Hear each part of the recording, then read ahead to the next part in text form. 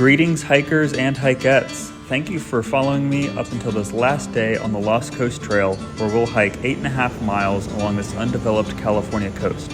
If you haven't already watched day 1 or day 2, you can click here and I'll link them in the description.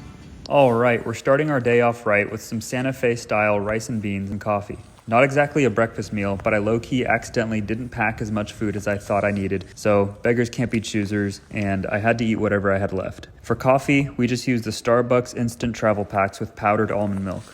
As I mentioned at the end of the last video, our campsite was completely surrounded by poison oak, as you can see here. But luckily, the campsite was so big it was easy to avoid and we didn't get it. Just remember, leaves of 3 let them be, and you can get poison oak from both the leaves and the branches at any stage of their life. So, as I like to say, touch the sticky, you'll get the itchy.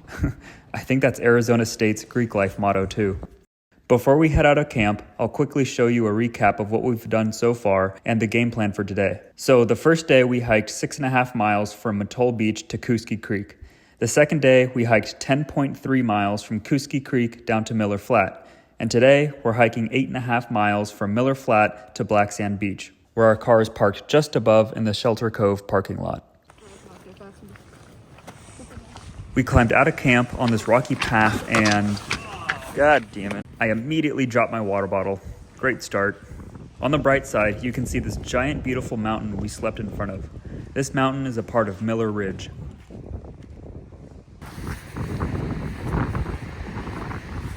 There was supposed to be a 50% chance of rain today, but we really lucked out with this clear sunny weather.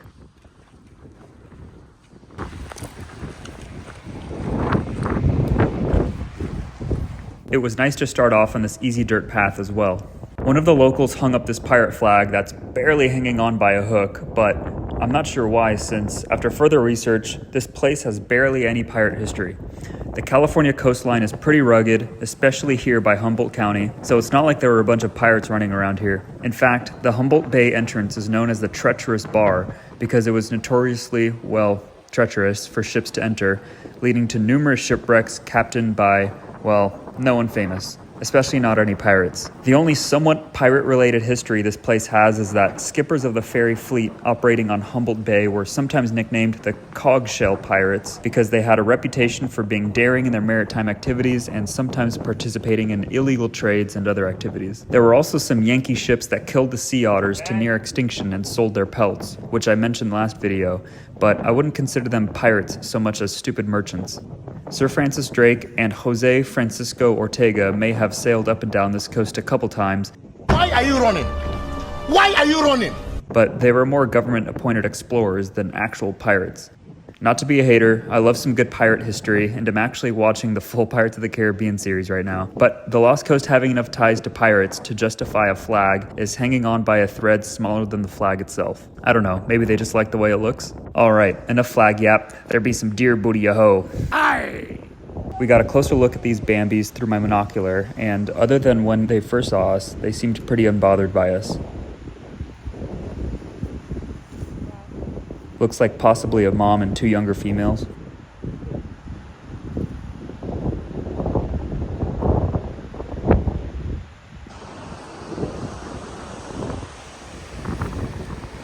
This part of the path was extremely close to the edge of these cliffs, which I would say are just over 20 feet high and kept getting taller.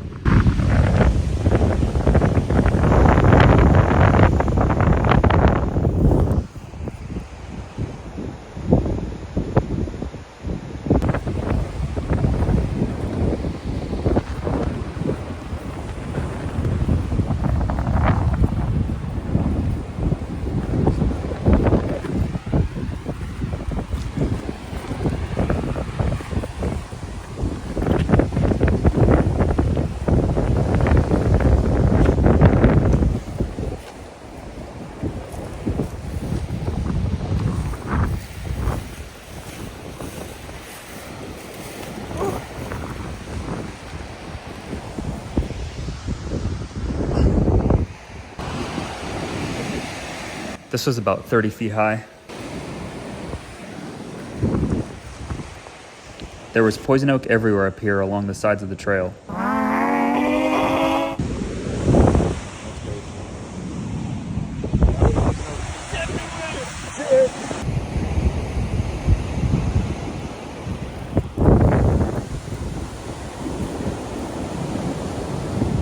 The trail started to get a little confusing, and this side trail led us to a dead end.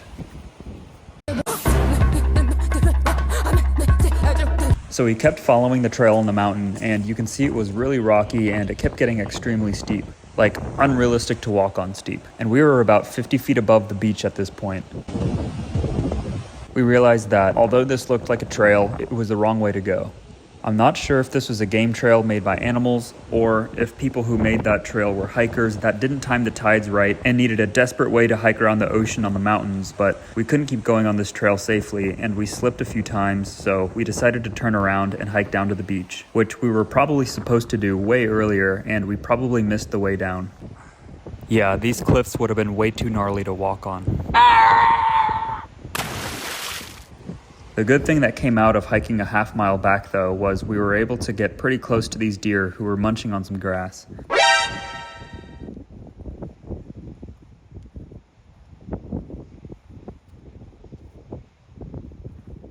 Hello there.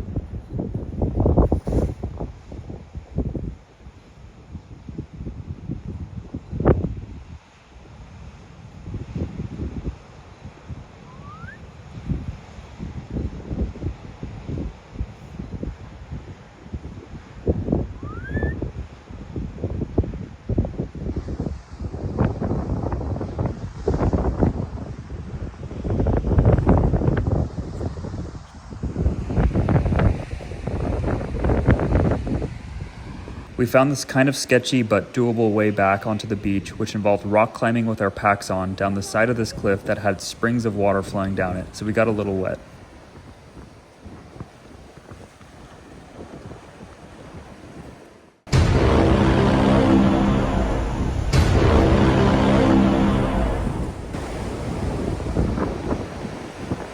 Yay! Yay!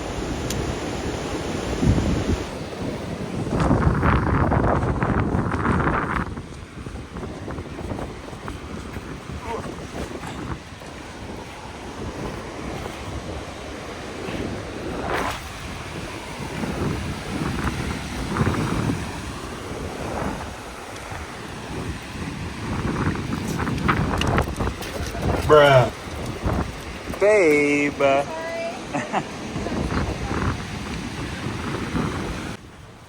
There were a million of these little streams on the stretch of sheer cliffs, which was cool. You definitely don't have to worry about water resupply on this hike. Let's do this.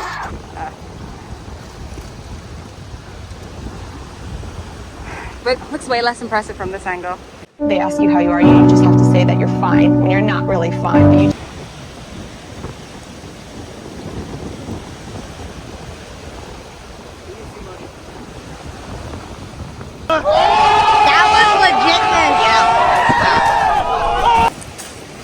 We were now at ground zero, hiking alongside the sea walls, and you can see why some of these points would be impassable during high tide. This part of the hike was pretty moist, so you had to be more careful walking on the rocks.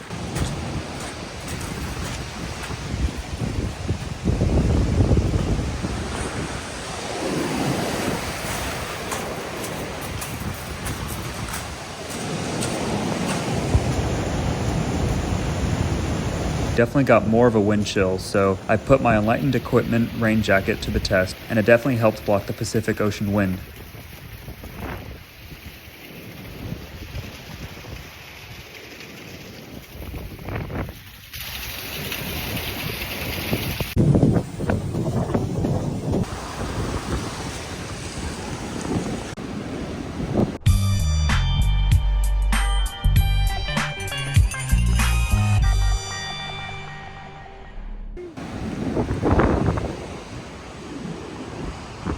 There was a group of hikers catching up to us, so we decided to chill out at this outcropping and let them pass.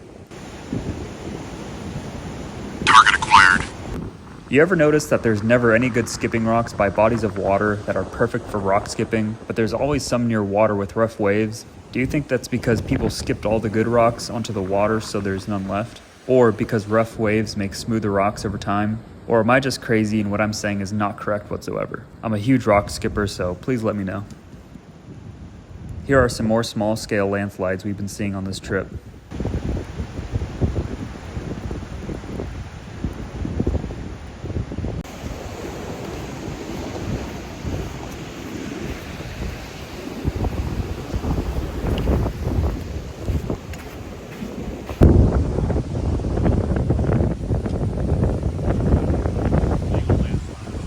Yeah.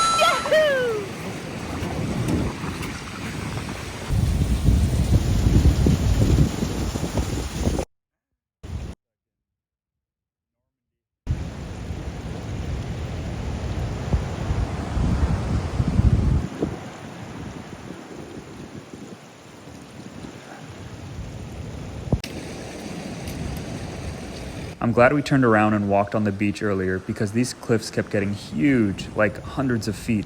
I'd have to imagine that eventually the cliff erodes to a point where the trees fall down onto the beach.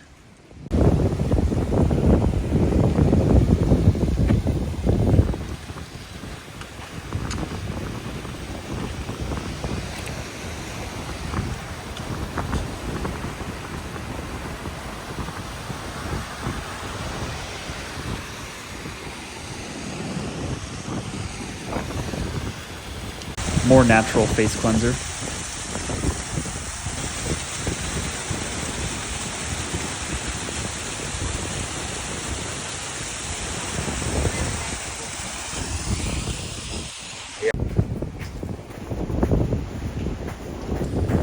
So different. Overall, in general, the HUD rate is pretty high.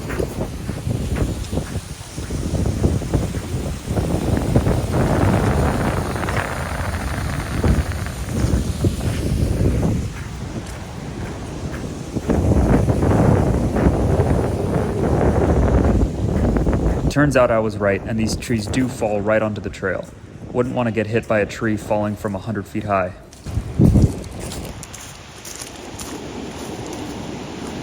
You can see the houses out there. Yeah. At this point, we could see the houses on Black Sands Beach, but we still had to traverse all the way alongside the shoreline to get to it.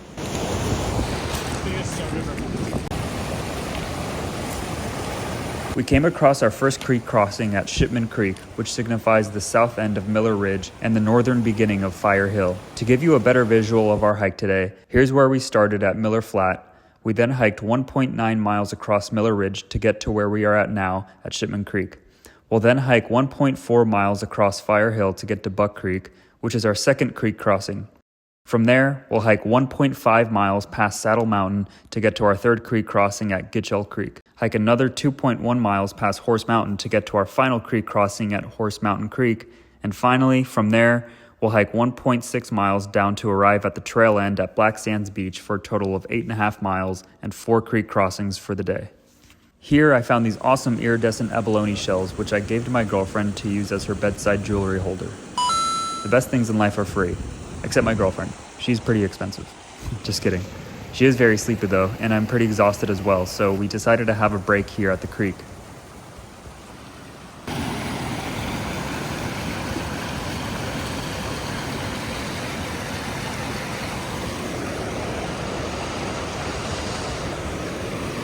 Jordan, on the other hand, decided to go full Wim Hof and do a nice bath dunk in this freezing water.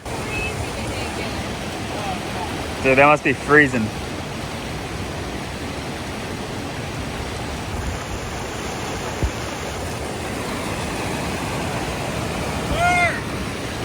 Dead.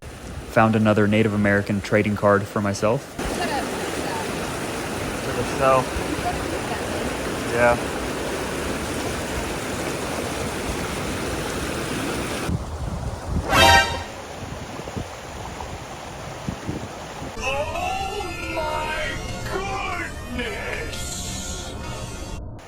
Talk about leaping lizards. Wait a minute! Who are you? I believe this is the western sagebrush lizard, which is commonly found at mid to high altitudes in the western United States. The scientific name for this lizard is Celoporus graciosus gracilis. Try saying that 5 times fast. Or once.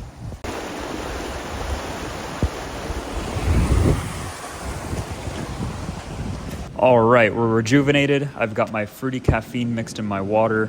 I'm always on the lookout for ways to make my drinking water more interesting, and I have a list on my phone where I rank all the liquid IV and other supplement flavors. Let us know in the comments which company and flavor is your favorite. So far, mine is the liquid IV golden cherry flavor. I haven't tried Element though, which I plan to try in the future. Anyway, this part of the hike was rough because it was just loose rock and sand on a steep grade.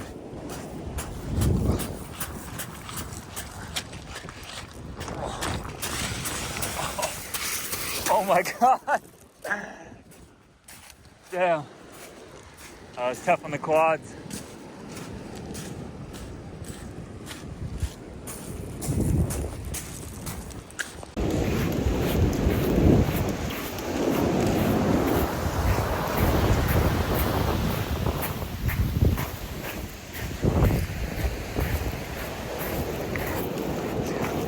Rock inception. Say that 5 times fast and you'll figure out how you were born.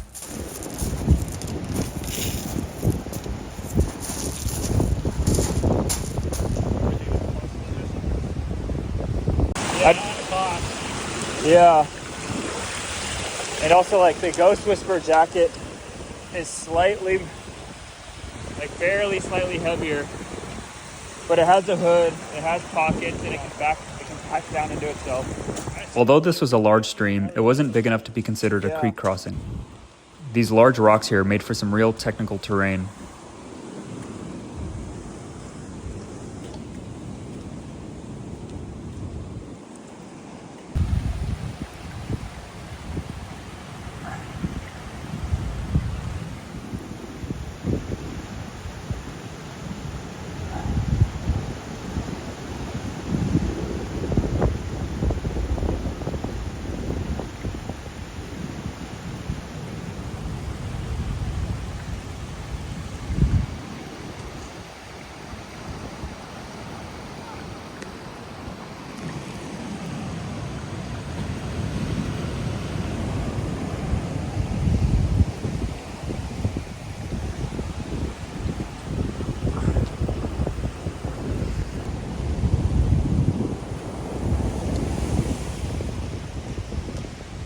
It's crazy how orange that is.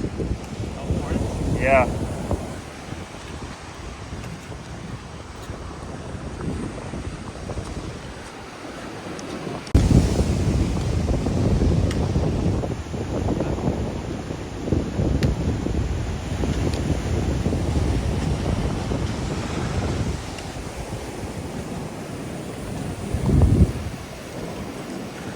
That's nuts, man.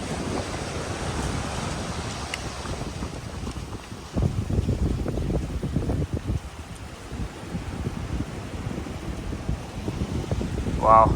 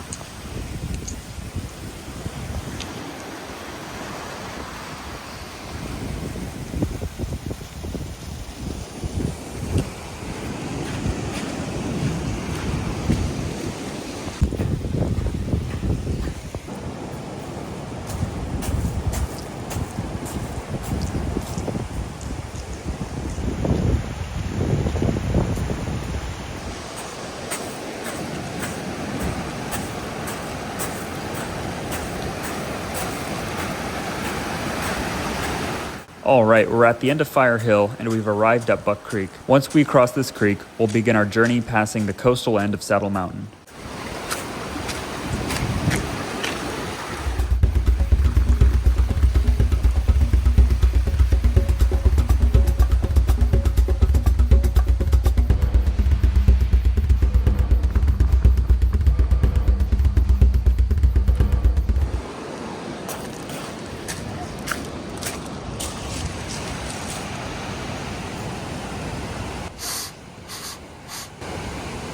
Oh, dead fish?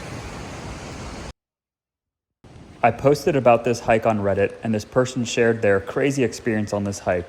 They said they saw a huge great white shark chase a sea lion right off the rocky point by Punta Gorda Lighthouse, which we saw on the first day. They said it was about 30 feet away, and luckily the sea lion made it. That checks out considering the large amount of sea lions there, and the California coast is absolutely filled with great white sharks since they breed right near Santa Cruz and even further south. In fact, there was a recent study by Cal State Long Beach's Shark Lab where, over a 2-year period, they filmed drone footage along the coast and found that surfers and paddleboarders were within 50 yards of a great white shark 97% of the time, and that people didn't even know it, which is insane.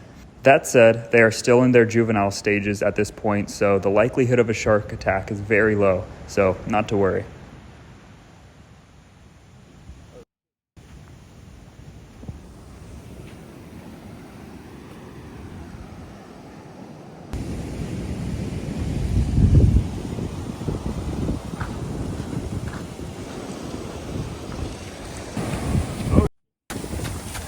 Grenade out.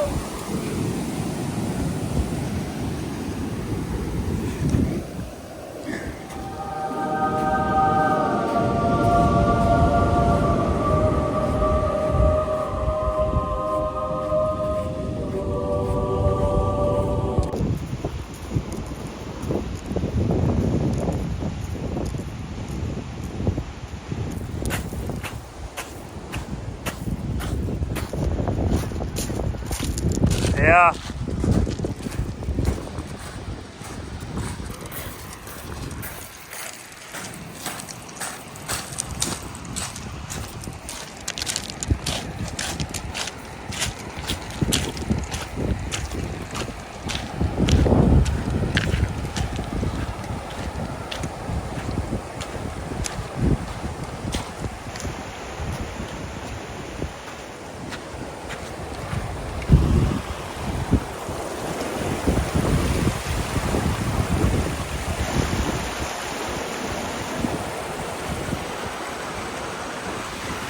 Walk the plank.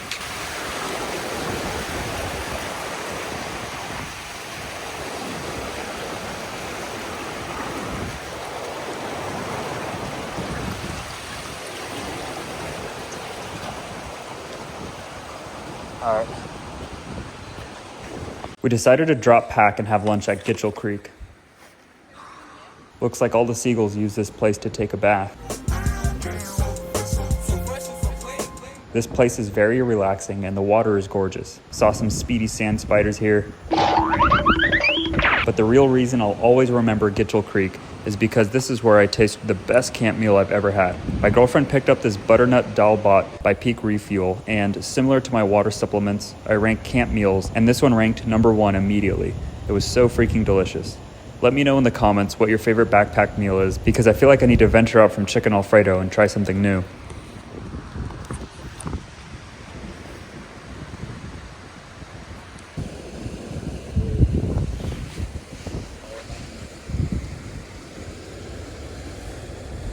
Speaking of trying something new, I put some dehydrated cookie dough bits and pieces of crunchy peanut butter Cliff Bar into this otherwise bland oatmeal and made it 10 times better.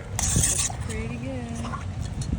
We also tried some artisanal coffee packets from REI, which were pretty expensive, but TBH, the coffee wasn't any better than the cheap Starbucks coffee packs, so until I find an actually good artisanal coffee packet, I'd recommend buying the cheapest coffee you can find. I did like the powdered oat milk though.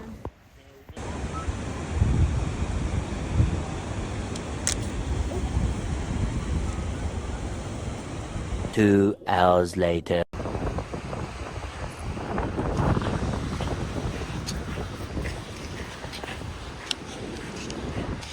Alright, I see the houses over there.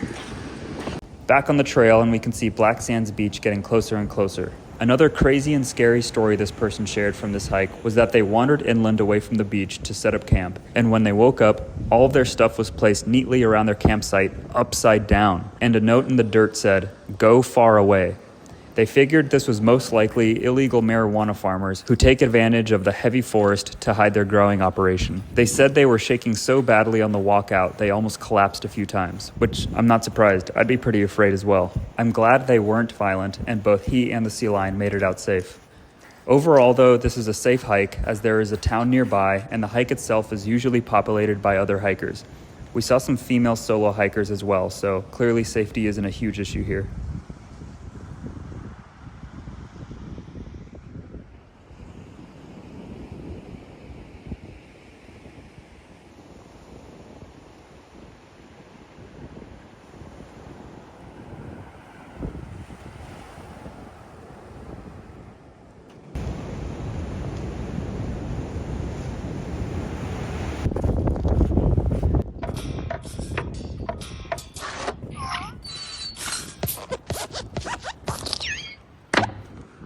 Extra credit if you know where that audio is from. Came by another group of chonky seals going full banana.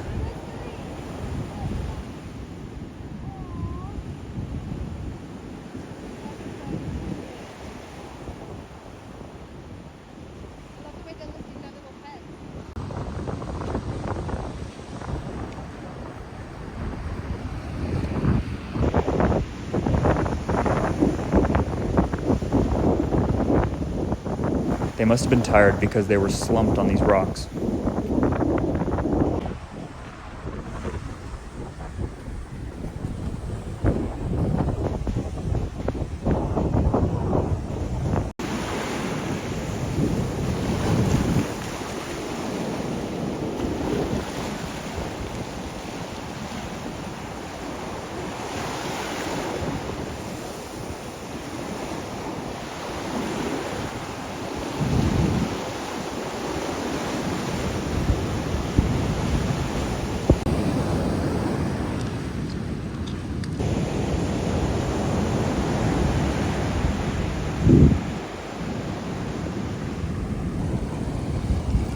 It's 4:30 p.m., we're about 6.9 miles into today's hike, and we just arrived at our very last creek crossing at Horse Mountain Creek, which is at the south end of Horse Mountain. This creek was super long and wide and curved around the beach. We're stuck! It was hard to determine where the best place to cross it was, but I figured the mouth that exited to the ocean was pretty shallow as long as you timed the waves correctly. So I gave it a go.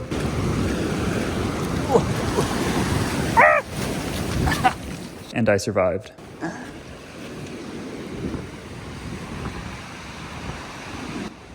Felicia got by mostly unscathed. Go, go, go!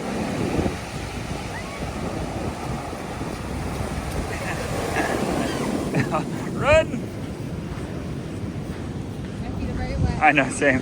My ankles got wet. Get your ass back here, boy! Looks like Jordan is going to cross towards the top, but this creek is so long and windy, he's not even at the crossing yet.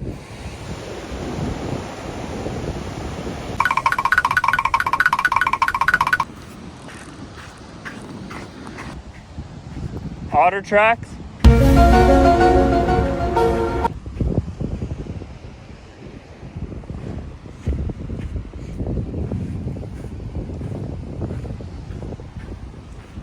Boy? We caught up to him at the crossing here, and it looks like this involves a lot of balance and tree walking. And that's it. The last creek crossing we'll do this whole trip.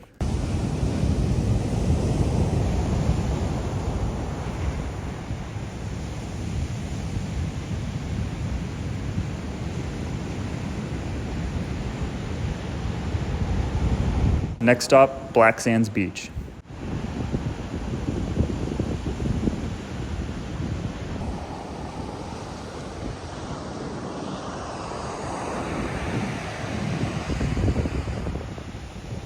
You can see where we came from back here. I'm a bird. Looks like a wall of clouds here.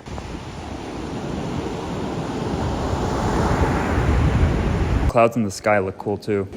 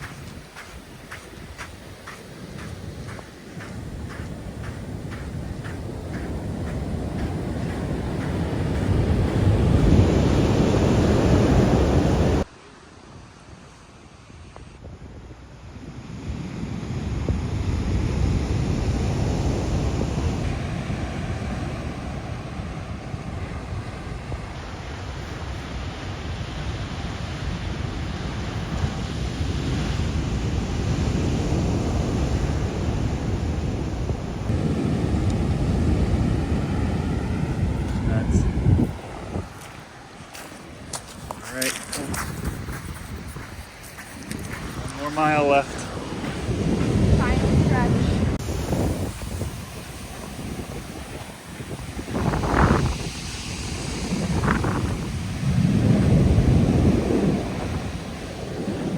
Stay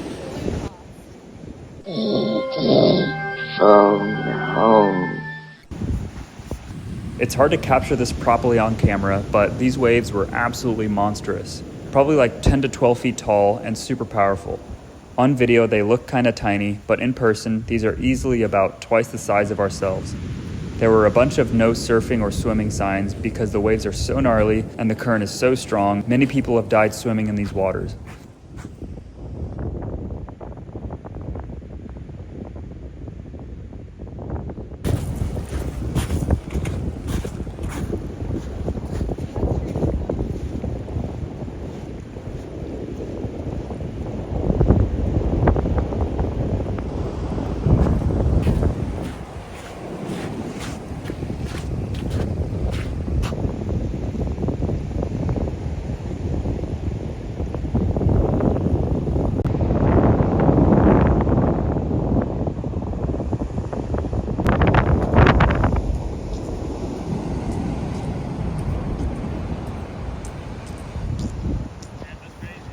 Yeah. Yo. Yeah.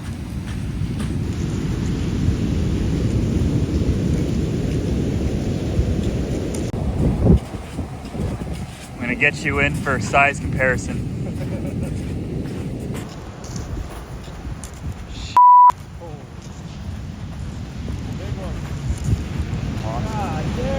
Oh, shit.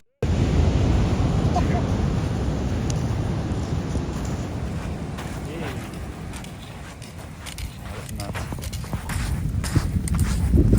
Wow.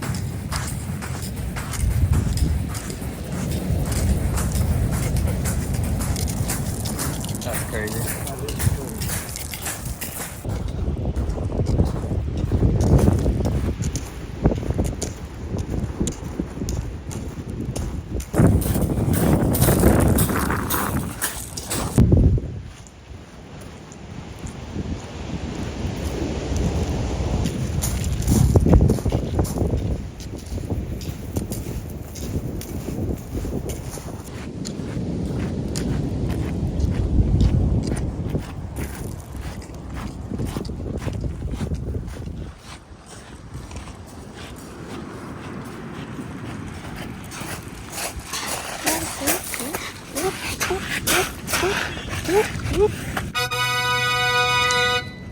And we finally made it to the end of our hike at Black Sands Beach.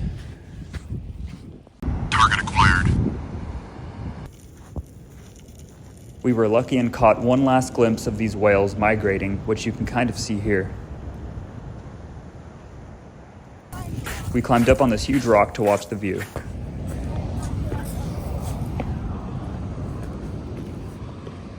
Oh.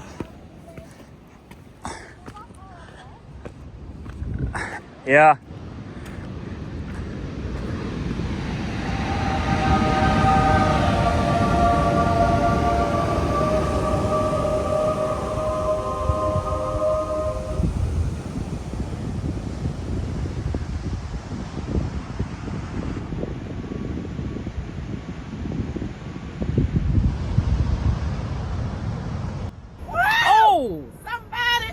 He needs some milk.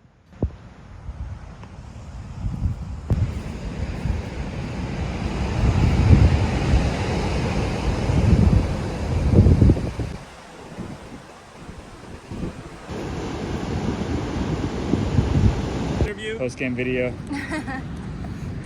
Yeah, honestly, that wasn't really that cool. Yeah, nobody. It's not worth coming out here. Nobody show up, please. Yeah. Oh, you see this guy? See this guy? Number one bullshit guy. Let's take a photo. Alright, I know it's actually in my face. Oh, god damn. Alright, we have to hold that one. Mission abort. Cute.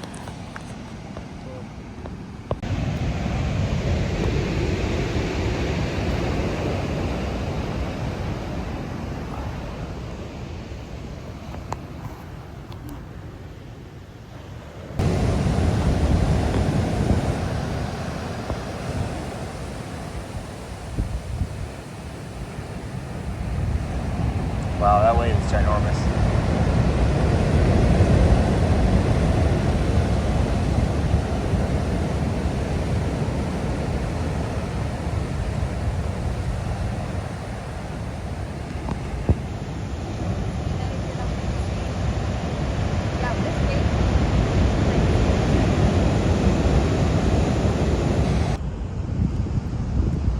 You can see the road that leads up to Shelter Cove parking lot, which was actually the hardest part of the hike since it was so steep. More wildlife. What the dog doing?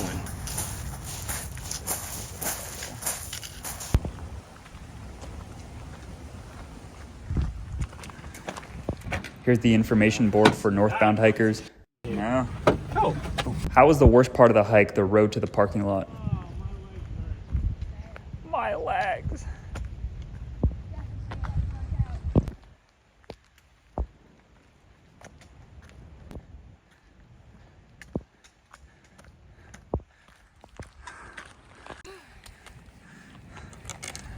Mission complete.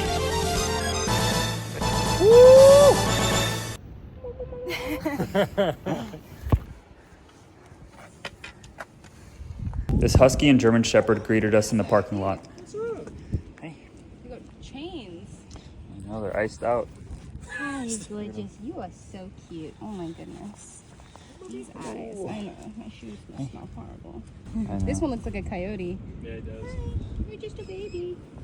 They really wanted our Trader Joe's brookie, which, by the way, is one of the best dessert items hands down. Here's what we're eating.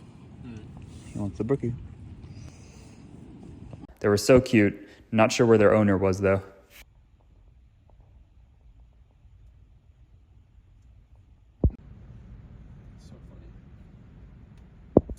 We drove up the road to the general store to get some much-needed snacks.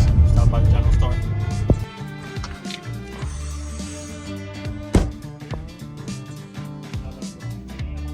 Unfortunately, the souvenir store was closed at 4 p.m., so we missed it.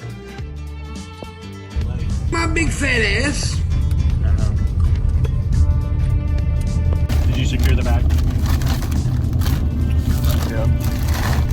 Oh my The god. pickle. So good. Nice. All right, that's good.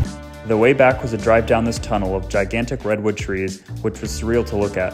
The road was super windy, but definitely one of the most beautiful drives. It also followed Eel River and several other huge rivers here in Humboldt. As a tradition, we always get in and out after every hike to really satisfy our hiking hunger. Mandatory in and out. I've hiked hundreds of hikes in several national parks, and all in all, this one has actually been my favorite hike so far. I'd rate it a 9.5 out of 10, with a majority of the reason being the vast amount of wildlife we encountered on the trail. It's also the fact that you're walking on a nice beach with non-stop backdrop of scenic views of the beautiful mountains, black sand beaches, the roaring Pacific Ocean, lovely meadows full of terrestrial life, amazing sunrises behind the mountains and sunsets over the ocean, and the sunshine reflecting off the constant ocean mist gives the environment this almost permanent morning glow effect throughout the day that makes it seem so picturesque. The hike itself is also relatively easy since the elevation gain is only about 1,600 feet over 3 days. You're essentially just walking along a flat beach and dirt trails the whole time. The campsites were also well established and easy to find. The drive here was super long, but the untouched nature and gargantuan centuries-old trees had your eyes glued to the windows the whole time. Even though this hike is a little bit difficult to plan logistically and it's far away, I guess it would be unrealistic to expect a gem such as this to be so easily accessible and close to your backyard. You gotta put in some work for the reward. The Lost Coast also just felt so alive and in this constant state of change, unlike other parks which feel like they've been the same for millennia. This is a hike I'd definitely do again, and I feel like each time you do this hike, you could have a totally unique experience. The history about this area is pretty interesting too.